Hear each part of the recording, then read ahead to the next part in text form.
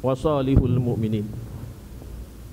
Maka sesungguhnya Allah itu adalah penolong kamu, wa Jibril, malaikat Jibril, wa salihul mu'minin, dan juga orang-orang saleh daripada kalangan mukminin, wal malaikatu ba'da zalika zahirun, dan malaikat-malaikat lain juga adalah sebagai penolong kepada umat manusia.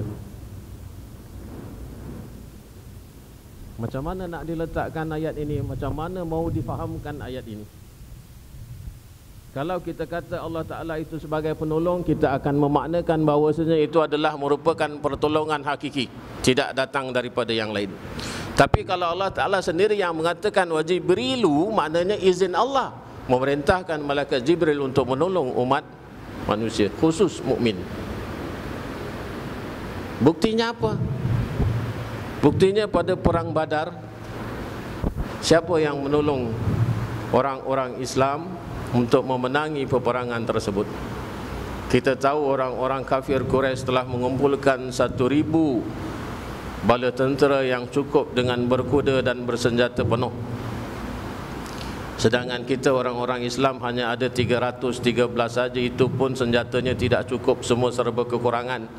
Yang ada pun adalah orang-orang yang agak berusia. Tapi kenapa Allah Ta'ala menurunkan sampai 1,000 malaikat yang dikatakan tadi wal malaikatu ba'da zalika zahirun, berserta dengan dikepalai oleh malaikat Jibril? Malah malaikat Jibril diberikan oleh Allah Ta'ala seekor kuda yang tangkas untuk ditunggangi. Kenapa Allah Ta'ala turunkan sampai 1,000? Walhal kalau Allah Ta'ala nak membinasakan satu kaum, Allah Ta'ala hanya cukup untuk antar 1 atau 2 orang malaikat. Malaikat Jibril saja kalau diantar sudah cukup untuk menebalikkan satu negeri, sebagaimana yang berlaku dengan kota Sodom dan Gomorrah. Diterbalikkan hanya 1 orang malaikat saja yang bekerja, tidak sampai 1,000. Tapi kenapa di dalam perang Badar Allah Ta'ala turunkan begitu banyak malaikat? Malah ada yang mengatakan bahawasanya malaikat-malaikat ini dijadikan khusus oleh Allah Ta'ala untuk menolong perjuangan orang-orang Islam.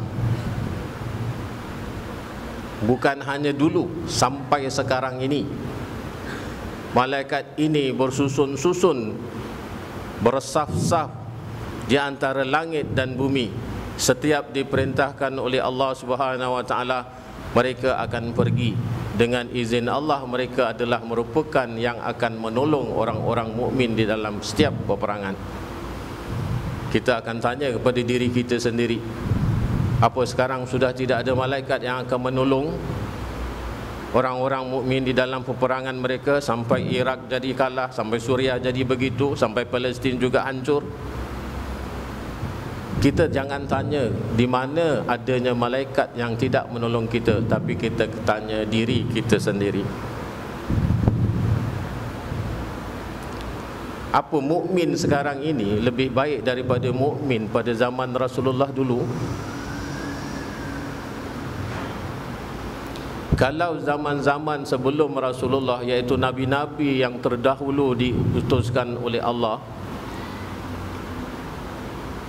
hanya mereka saja yang ditugaskan untuk menyampaikan agama Allah, tidak kepada umat mereka. Sedangkan apabila Allah Ta'ala memerintahkan Nabi Musa AS untuk berdialog dengan Fir'aun, oleh kerana Nabi Musa tidak fasih di dalam lisannya, dia minta bantuan daripada Allah untuk menjadikan saudaranya Harun sebagai pembantu, sebagai juru cakapnya. Allah Ta'ala melantik Harun jadi Nabi, baru ditugaskan menemani Nabi Musa AS untuk berdialog dengan Fir'aun. Ketika Nabi Musa mau menyeberangi laut, iaitu Laut Merah, sebelum lagi dia itu dapat membelah laut dengan tongkatnya, sampai di tepi laut itu tentera Firaun sudah hampir kepada mereka. Orang-orang yang mengikut Nabi Musa AS ketakutan bagaimana untuk kita lepas daripada cengkaman Fir'aun. Apa yang Nabi Musa jawab? Janganlah bimbang, Allah berserta dengan aku.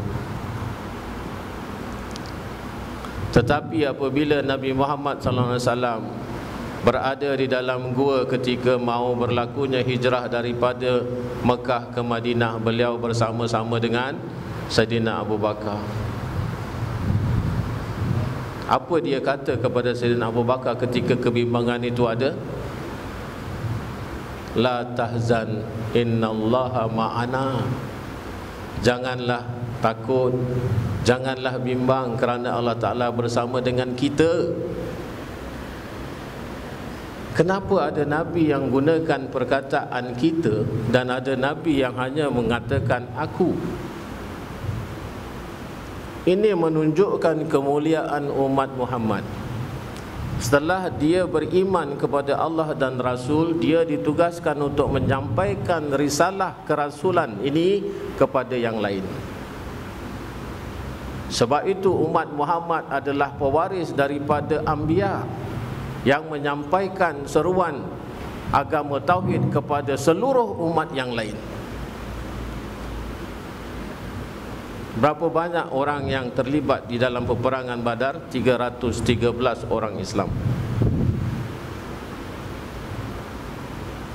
Tetapi Allah Ta'ala turunkan 1000, kerana yang 1000 ini adalah merupakan tiap-tiap satu di antara mereka itu bertanggungjawab, nilainya sama dengan Nabi-Nabi yang menyampaikan risalah mereka.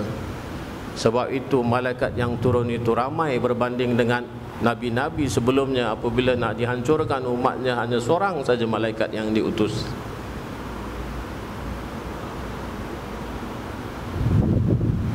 Dan malaikat Jibril ketika itu dapat dilihat oleh orang lain, bukan hanya Nabi satu orang.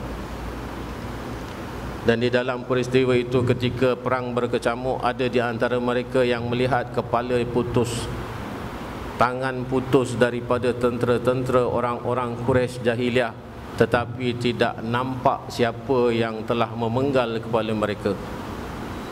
Ini menunjukkan bahawasanya keterlibatan para malaikat adalah merupakan penolong kepada orang-orang mukmin, sebagaimana yang telah disebutkan oleh Allah Ta'ala. Ini daripada Allah mengatakan malaikat menolong manusia. Dan kalau kita minta tolong malaikat juga, sebagaimana terbaliknya ayat ini, iaitu tentu diharuskan oleh Allah Ta'ala dengan izinnya. Dan ini bukan berlaku zaman Nabi SAW saja. Dia berlaku juga kepada zaman yang sekarang ini, iaitu ketika bergolaknya Chechnya. Chechnya kita tahu ada pejuang-pejuang jihad yang menentang Rusia ketika itu. Kerana ada satu cerita yang telah saya terbaca, iaitu pejuang-pejuang Chechnya ini satu ketika dia di dalam perjalanan melalui sebuah bukit yang namanya Grozny. Bilangan mereka tidak ramai, dan waktu itu adalah musim sejuk. Mereka tidak punya pakaian yang sempurna, malah alas kakinya pun tidak sempurna untuk menahan daripada kesejukan. Tiba-tiba sedang di dalam perjalanan itu malam hari, mereka telah melihat helikopter daripada tentera Rusia menurunkan beratus-ratus tentera Rusia. Dan mereka di dalam hati sudah mengatakan bahawasanya kalau mereka diserang oleh tentera Rusia ini, maka semuanya akan syahid, tidak akan ada yang tinggal. Malang lagi bertambah, iaitu tentera-tentera Rusia ini telah diturunkan di atas bukit yang lebih tinggi daripada tentera-tentera Chechnya ini, iaitu pejuang-pejuang jihad Chechnya.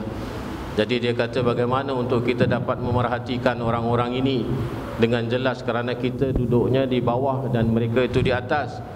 Tiba-tiba kita dengar suara tembakan. Kata orang yang menceritakan kisah ini, dengar suara tembakan. Tapi tembak itu tidak tembak ke bawah.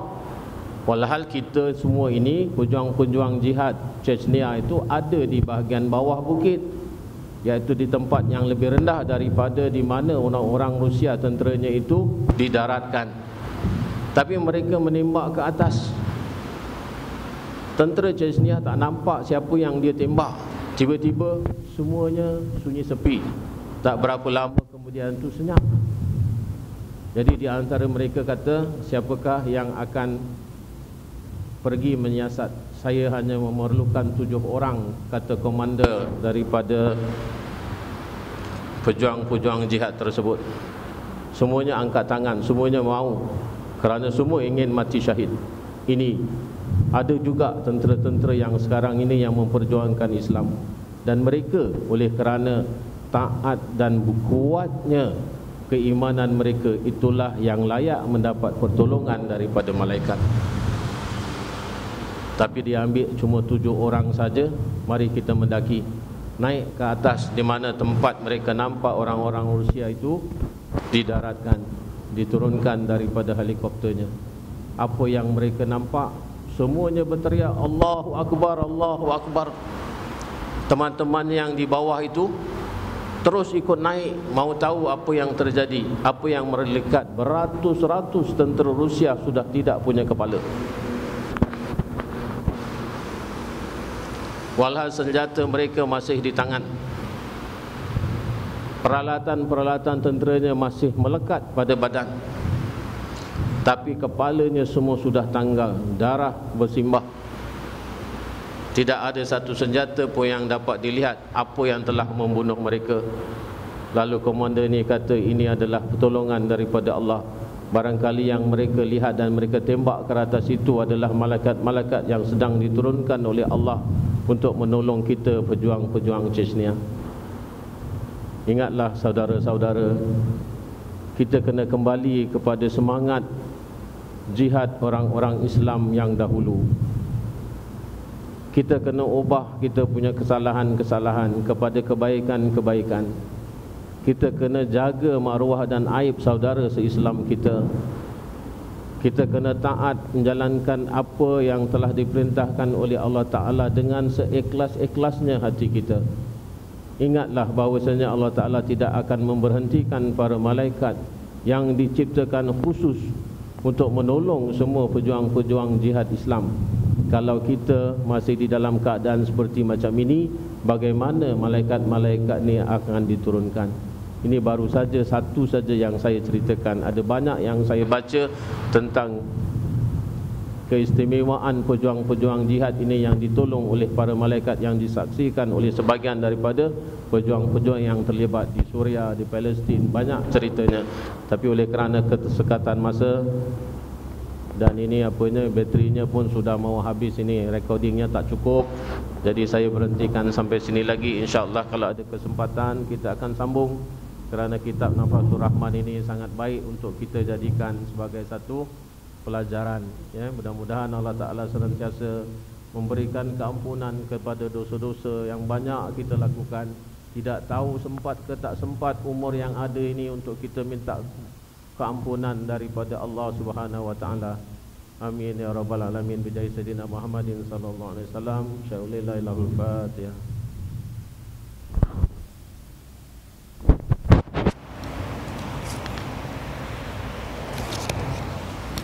Allahumma salli ala Sayyidina Muhammadin salatan tunajjina biha min jamil ahwali wal afat wa taqdilana biha min jamil hajat wa tutahhiruna biha min jamil sayyiat wa tarfa'una biha indaka darajat wa tuballighuna biha asal ghayat min jamil khairat fil hayati wa ba'dal mamat wa ala alihi wa sahbihi wa sallim tasliman katsira bi rahmatika ya arhamar rahimin. Subhana rabbika rabbil izzati amma yasifun wa salamun alal mursalin walhamdulillahi rabbil alamin.